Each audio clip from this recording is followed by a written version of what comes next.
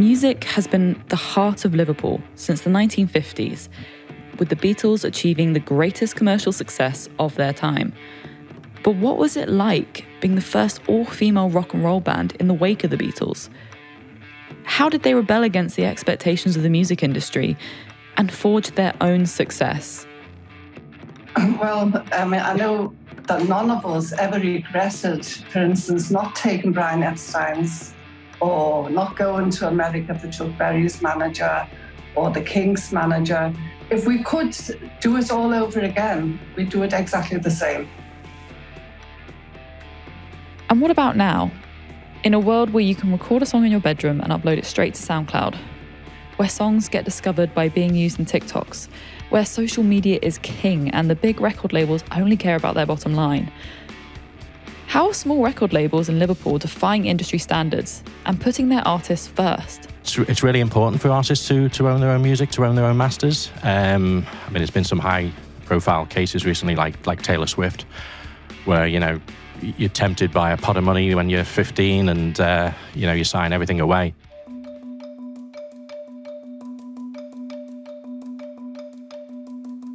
This is the National Museums Liverpool Podcast.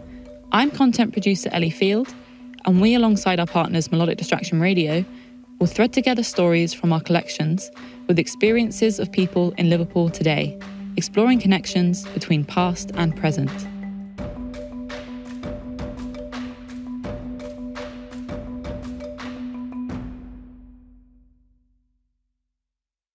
We start off with a story from Melodic Distraction presenter Nina Franklin.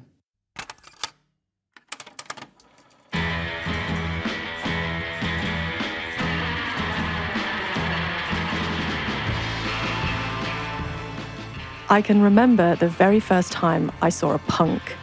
I was 8 years old at the beach with my family, and I saw a group of men and women sat up on a concrete walkway overlooking the sand. They were covered in tattoos and piercings.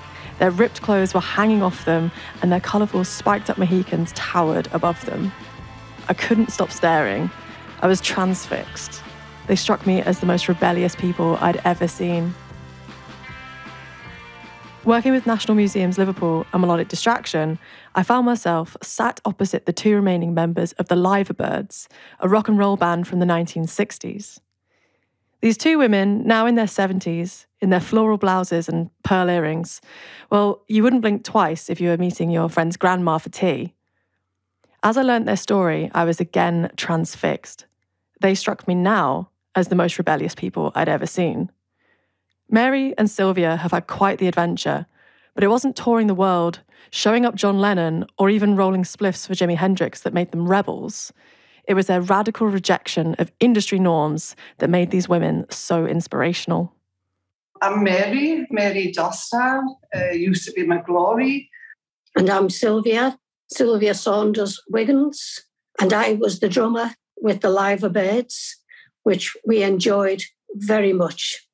At the moment, Sylvia and I are enjoying the fact that so many people are interested in our band again. So we're enjoying that as two old pensioners enjoying life again. In the early 1960s, Liverpool was internationally renowned for its music scene. The decade saw the city at the centre of the Mersey beat sound. Some new band called The Beatles were playing down at the Cavern Club, and a young 16-year-old Mary McGurk in the audience turned to her cousin and decided to start an all-women group just like that, on the spot. After seeing the Beatles at the Cavern, we just thought, well, let's do that, but let's be the first females to do it. It wasn't just a coincidence, it was the way we wanted it. The Liverbirds were the very, very first all-female rock band. We were all only 16 when it started, and the first, definitely the first, and the best. And that was it. Valerie Gell, Pamela Birch, Mary McGurk and Sylvia Saunders, four Scouse teenagers brought together through a chance advert in a newspaper, were about to become a sensation. We didn't really know each other at all. We came together as friends. And as we say, we didn't really know each other. But the story, of course, is Mary wanted to start a group. Val and I wanted to start a group. And we just happened to get together. We saw an advert. Mary had already started processing of a group, and we saw the advert of them. And so we got in touch with them, and that's how we come together. We didn't know each other at all. I mean, that's something that really does amaze me when I think about it, that we were confident, even though we were so young and in some ways very, very naive as well. But we were confident, and we never for minutes of time thought, we're not good enough to do this. Even when we practiced, when we used to practice, our neighbours never complained. I mean, they must have heard an awful lot of noise, but they never ever knocked on the wall, which I'm sure they would do nowadays if a band started practicing in the parlour, as we call this. After practicing and playing in the local Liverpool clubs, the host of the Cavern one day introduced the Liverbirds to John Lennon and Paul McCartney. Infamously, when Mary walked into the Cavern dressing room with her guitar case, John Lennon looked her up and down and said, "Girls don't play guitars." They'd prove him wrong.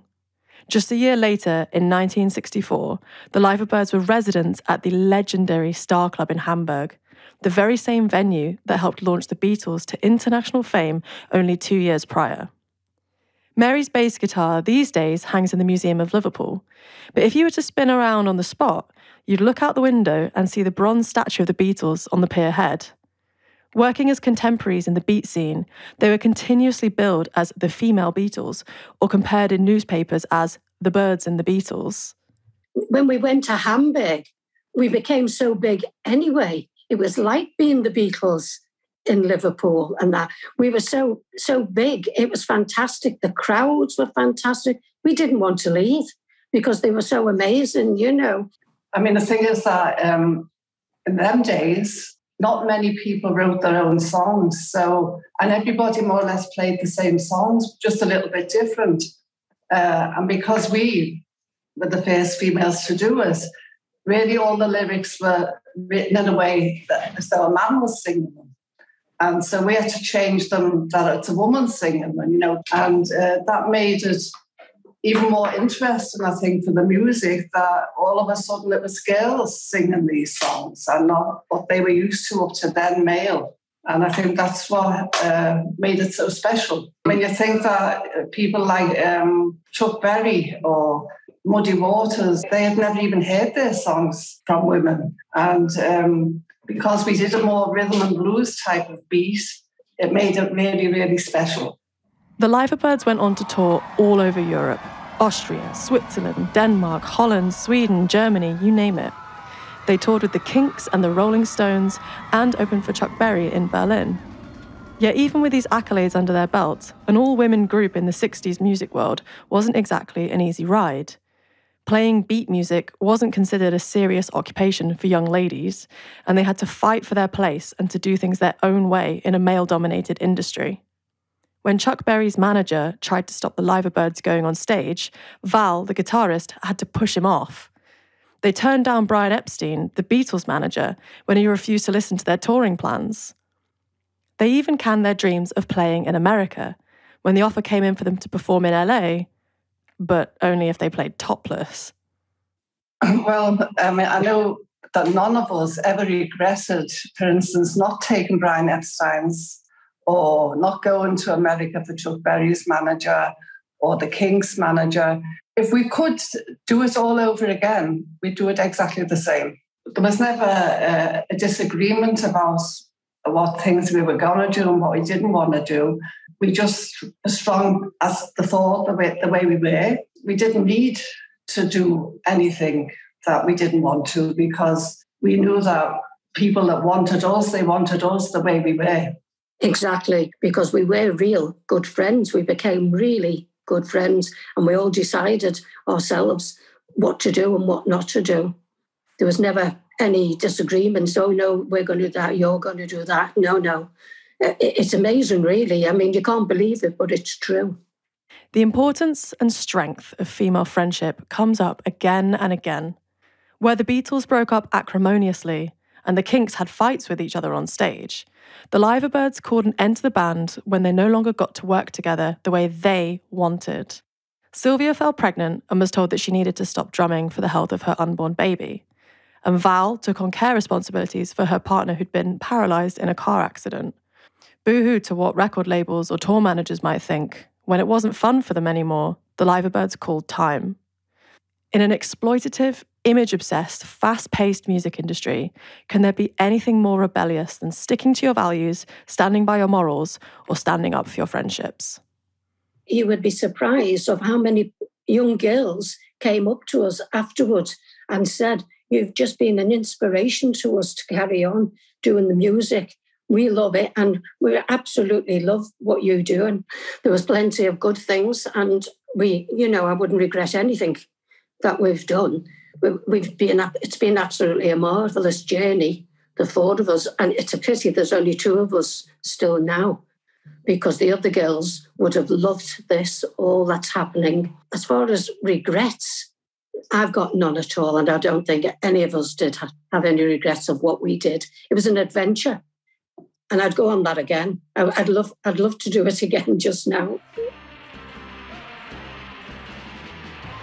There's something so powerful and moving about how these four women from Liverpool had their talents, adventures, and their time in the limelight, but it's their friendship and integrity that shines strongest through the story. Starting and maintaining a project in friendship is no mean feat in an industry that's notorious for being ruthlessly capitalist. Cheesy as it is, maybe just being truly authentic was the real rebellion the whole time.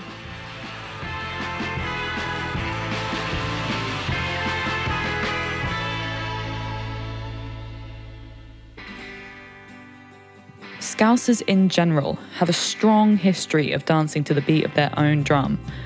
But is this spirit of rebellion still alive today? Liverpool is home to a vast number of record labels, large and small, that are pushing the boundaries and fighting the fight for artists. A record label with these David and Goliath aims is based in a little record shop down a busy road in the city centre. In 2016, Neil Tilley opened his record shop, 81 Renshaw Street. The building has great significance in the Liverpool music scene, as it used to be the headquarters for the Mersey Beat, a music magazine made to reflect and promote the outpouring of new music talent that Liverpool was producing in the early 1960s. In 2019, after establishing a successful business, Neil decided it was time to get more involved and set up his own record label, 9x9 Records. When I started the label, it was through a desire really to help promote local artists, develop artists, and basically end up with work with them from scratch, from an idea, and see that through to a finished product. Neil wanted to make sure his record label was fair on the artists, so he made sure the music ownership always stayed with them. It's really important for artists to own their own music, to own their own masters. There's been some high-profile cases recently, like Taylor Swift, where you're tempted by a pot of money when you're 15, and you sign everything away.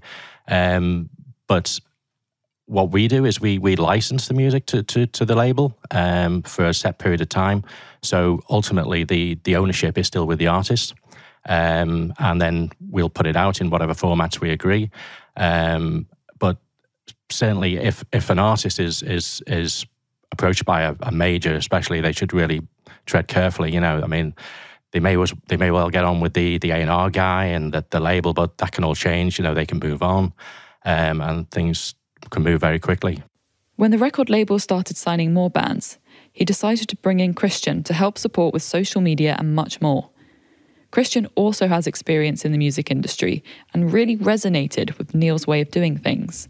I think in the case of any sort of independent record label, it should always be the way. I was always spooked when I was younger by a friend's band that I knew, and they'd had a little bit of success. I think they got played some XFM play and things like that. They sort of hooked up with some fella who had some money and lived in Wales, and I think he had a recording studio, and they signed all of their music away, and they were a very formative stage as a band. I think they were all like 18, and they ended up breaking up years later.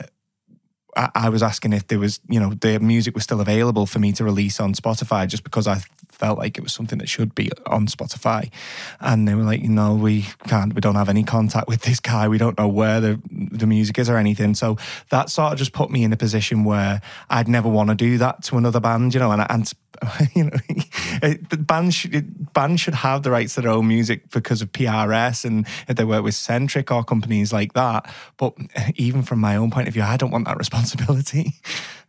I don't want to own anyone else's music. But this kind of experience isn't unique to artists of today. Back in the 80s, bands were being drawn into record labels by signing 7 record deals, only to be dropped a year or two later when they weren't deemed relevant enough. And unfortunately, the contracts they signed stopped them from owning the rights to the albums they produced. One of the most infamous legal disputes between artist and label was that of Prince v. Warner in 1993. Warner was stopping Prince from releasing music, which led him to take on the name the artist formerly known as Prince, in what would be one of the biggest legal battles the music industry has ever seen. One of the bands we're working with, 16 Tambourines, we're putting up an album by them in December.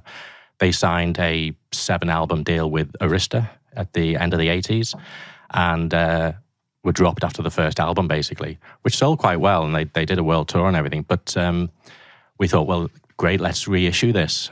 So I contacted Sony, and it's all still owned by Sony today, and they wanted 26%, as a basically for us to re-release the first album. So we're putting out the long-awaited second album. Yeah, I thought it was good. Just go in and listen to that one. Working with large-scale record companies certainly has its downsides, but it has one major benefit that Neil and Christian can't provide, and that's money. The sacrifice you make as a DIY record label is that you can't throw a lot of money into advertising and marketing. Neil and Christian make up for this by working with the artist more closely, combining contacts and supporting with social media. Their approach is far more organic and relies on the artist's passion for making music. We're led by the artist, really, very much so. I mean, whether it's down to the artwork or how to promote them, I mean, they would have had some experience themselves of dealing with certain media, and we basically we'll have meetings with them how we want to approach that. If they have a management, that they obviously get involved, and with Christian on board, we have the social media cover. But we do, it's fair to say we do rely on the artists as well, because we're a small label. We haven't got a endless pot of money to throw at things, so we do rely on the artists working with us. We have a database of contacts for whether that be physical magazines and media, blogs, and we get it out there as much as we can. We like to let the artists be led by the artist in those kind of decisions, certainly the creative decisions. What Christian and Neil have to negotiate with their way of doing things is the balance of when and where they input and offer advice. Full creative control must sound great to most musicians, but in reality, it can be daunting when you have to make all the decisions. This is where Christian and Neil feel they can help the most. They can offer their experience and expertise to guide the artists so that they never feel like they have to give up their creative vision, but are not overwhelmed by the many choices they have to make. One of our upcoming releases, which isn't announced yet, we'd seen artwork for it a couple of weeks ago, and we loved the artwork. But then the person who in question is like mega creative and just spirals off on different ideas all the time. So it turned to like a meeting last Tuesday, and he was like, "Well, we're going to change the artwork," and me and Neil were like, "Oh, but we really like what you've already done." And by about 5 o'clock that evening, he was like, "Here's the new artwork." So we were like, in that situation, I would only offer any sort of advice or input if it didn't look professional, or it didn't look like, the right image quality or anything like that. That's when you'd sort of offer that advice, like, this isn't going to look good if we print it onto an LP or anything like that. In terms of social media, I remember my first involvement was with Welligan when he was releasing his album In the Meantime. And the first thing he said to me was like, "Well, I can do all the social media side of it myself." And I think there's a lot of that. Like, I probably thought that prior to working in the record shop. But if I scroll back to like last August and see my first posts, I would probably be quite embarrassed. So once you started getting, ramping up and getting more in touch with the workings of social media and how people interact with the quality of an image or the quality of a video, all that kind of thing is where I can offer people a little bit more insight, even just for our own numbers in the shop. Like, this is what works, this is what people interact with the most, and that seems to be helpful. The motivations of 9x9 are simple. They do it for the love of music and vinyl.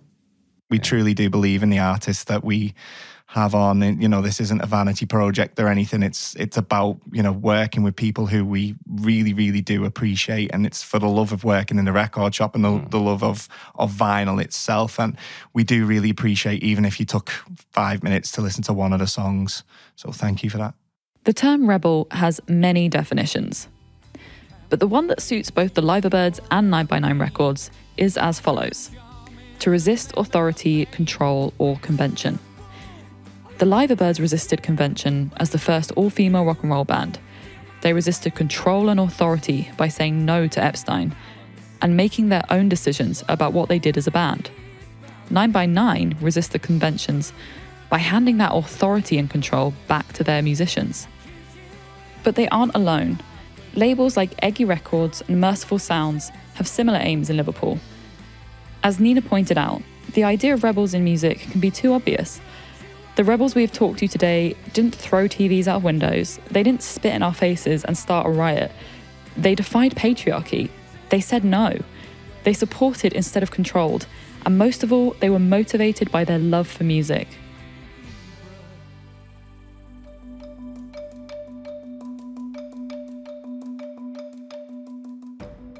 Thanks for listening to the National Museums Liverpool Podcast. If you've enjoyed this episode, be sure to subscribe for more stories across our varied collections. From Liverpool film and art as a mental health aid, to heroes on the Mersey and even space exploration. You can find all our episodes wherever you listen to your podcasts.